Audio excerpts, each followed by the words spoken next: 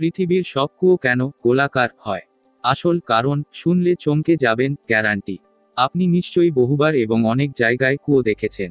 কিন্তু আপনি জানেন কি কেন সারা বিশ্বে নির্মিত কূপের আকৃতি কেবল গোলাকারই হয়? কেন এই কুয়োগুলি বর্গাকার বা ত্রিভুজ বা অন্য কোনো আকৃতির হয় না?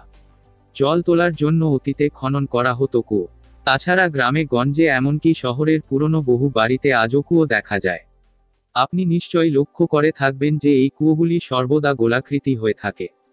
কিন্তু আপনি কি কখনো ভেবে দেখেছেন কুয়োটি বর্গক্ষেত্র, ত্রিভুজ বা ষড়ভুজের আকারে হয় না কেন? আসলে কুয়োর গোলাকৃতির পেছনে রয়েছে আশ্চর্য কারণ, যে কারণে লুকিয়ে আছে বিজ্ঞান। চলুন আজ জেনে নেওয়া যাক। কূপ গোল করার পেছনে সবচেয়ে বড় কারণ হলো, গোলাকার কূপগুলি অন্যান্য কূপের তুলনায় অনেক বেশি শক্তিশালী। এর সবচেয়ে বড় কারণ হলো একটি গোলাকার কূপের কোনো কোণ নেই, যার কারণে কূপের চারপাশে জলের চাপ সমান থাকে।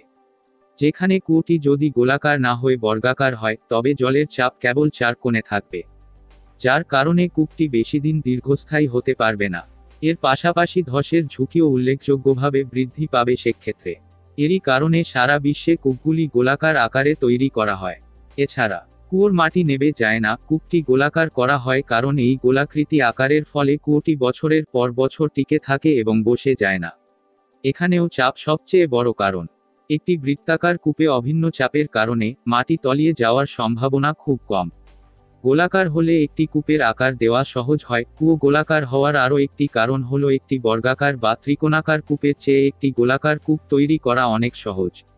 কারণ একটি কূপ সাধারণত খনন করে তৈরি করা হয়, এবং দেখা যায় গোলাকার আকারে ড্রিল করে একটি কূপ তৈরি করা খুবই সহজ।